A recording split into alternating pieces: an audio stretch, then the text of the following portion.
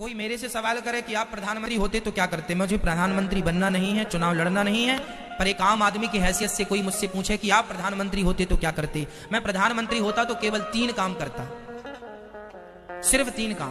पहला काम, मैं भारत देश की शिक्षा को एक कर देता। चाहे उत्तर प्रदेश में पढ़ो, चाहे यूपी में पढ़ो, चाहे बिहार में पढ़ो, चाहे गुजरात में पढ़ो, चाहे राजस्थान में, चाहे पंजाब में, एक देश एक शिक्षा। नेता का बेटा भी वहीं पढ़ेगा और मजदूर का बेटा भी वहीं पढ़ेगा। ये शिक्षा, ये प्रधानमंत्री मैं होता तो मैं पहले देश की शिक्षा को एक करता। दूसरा, मैं सारे हॉस्पिटलों को तंदुरुस्त करूंगा पहले तो, कि पूरे देश में कोई बीमारी से ना मरे। हर क्षेत्र में, हर जिला में ऑक्सीजन बनने की सुविधा हो, हमें ऑक्सीजन की सप्लाई बाहर से ना करनी पड़े, हम ऑक्सीजन खुद बनाएंगे। हम देश में खुद जो जरूरत है, आवश्यकता है। और आपको बता दूं भैया, दुनिया में सबसे ज्यादा दवाई भारत में बनती है, सबसे ज्यादा टीका भारत में बनते हैं। यहां तक कि पोलियो का टीका भारत में बना, वर्तमान में कोरोना का टीका भारत में। हमारे देश में टैलेंट की कमी नहीं है, हम मुंह नहीं ताकते कि भैया तुम कोरोना का टीका हमें दे दो, तुम चूल्हे में जाओ, हम खुद बना लेंगे। भारत टैलेंटेड व्यक्ति है, भारत के अंदर टैलेंट की कमी नहीं है। हमने सारी दवाइयां बनाई। आज पहले वो होती थी ना, दाग दाग हो जाते तो उसका टीका लगता। आज बच्चों को जितने टीका लगते हैं उनमें 90% टीका भारतीय टीका है, वो सबसे सस्ते हैं और उपयोगी हैं। हम भारतीय लोग ना दवाई भी खूब बनाते हैं, पर इलाज नहीं दे पा रहे हैं क्योंकि नीतियां खराब है। यदि मैं प्रधानमंत्री होता तो देश की चिकित्सा को एक करता, सबके लिए दवाई फ्री, सबके लिए इलाज फ्री, बीमारी से कोई ना मरे, अपनी मौत से मरे तो मरे, पर बीमारी से कोई ना मरे। तीसरा, यदि प्रधानमंत्री हम होते, आम पब्लिक से पूछा जाए कोई कि आप होते प्रधानमंत्री तो क्या करते, मेरा तीसरा काम, नदियों को नदियों से जोड़ना।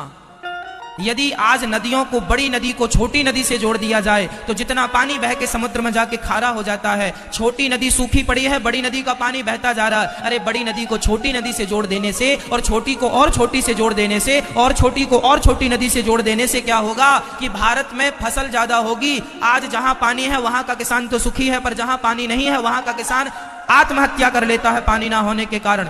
इसलिए यदि नदियों को नदियों से जोड़ दिया जाए तो लाखों किसानों का फायदा होगा, और जो पानी का लेवल नीचे चला गया, पानी का स्तर, वह पानी ऊपर आ जाएगा और पानी की समस्याएं खत्म हो जाएंगी और देश को पानी मिल जाएगा। आज हमारे भारत में बहुत सारे जिला ऐसे हैं जिसमें चेन्नई का नाम सबसे आगे है कि वो सूख गई है, 2000 फीट नीचे भी पानी नहीं है।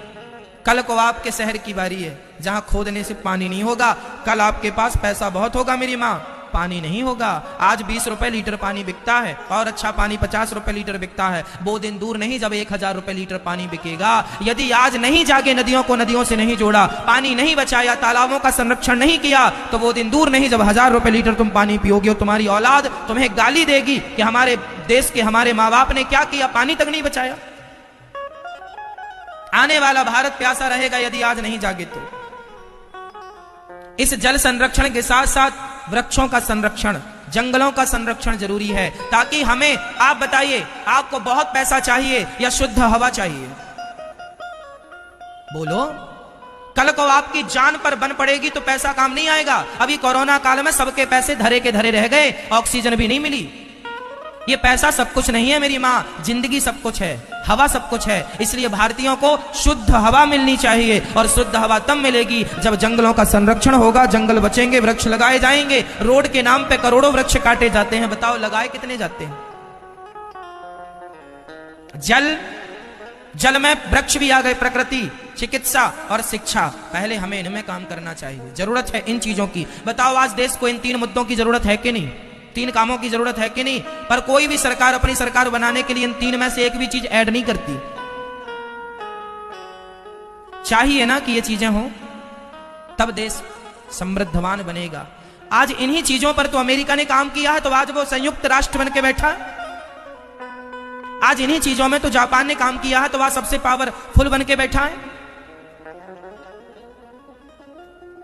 चाइना हमसे आबादी में बड़ा है, लेकिन फिर भी वो इस काम पे लगा हुआ है, इसलिए आज बहुत पावरफुल, ताकतवर बन के बैठा है। और हम दिनों दिन कमजोर होते जा रहे हैं। किस बात पर? इसी बात पर कि हम लोग ध्यान नहीं दे रहे हैं अपनी शिक्षा पर, अपनी चिकित्सा पर, अपने देश पर। आज भारत में परिवारवाद है, परिवार, ये मेरा बेटा है तो यही नेता बनेगा यही देश चलाएगा, योग्य है तुम चूल्हे में जाओ, तुम योग्य हो तो हो, पर ये बेटा है हमारा इसलिए चलाएगा। भले भले वो बिल्कुल अनपढ़ है, भले उसको काखा गाखा का ज्ञान नहीं है, पर नेता है इसलिए। क्या करोगे अब? चलो हम तो आपको भागवत सुनाए। ये तो देश की बातें हैं मैया, ये तो मेरी चिंता है कि मेरा देश समृद्धवान बने। मैं चाहता हूं कि आप पढ़े लिखे हो, मैं चाहता हूं आपके घर भी कभी चूल्हा ना बुझे, मैं चाहता हूं कि आपके पास भी एक गाड़ी हो, मैं चाहता हूं कि भारत के मजदूर के पास भी कम से कम एक खुद का घर हो, खुद की गाड़ी हो, खुद के लिए बढ़िया पहनने के कपड़े हो, खुद शिक्षित हो। मैं ये चाहता हूं गरीब से गरीब आदमी शिक्षित हो।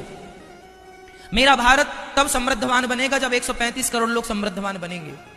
गरीबी बहुत देखी है माँ, बहुत गरीब है मेरा देश। आज भी लोगों के पास खाने को रोटियां नहीं है। कुछ लोगों के यहाँ कुत्ते बिस्किट खा रहे हैं, पर कुछ लोगों के यहाँ बच्चों को खाने को रोटियां नहीं है।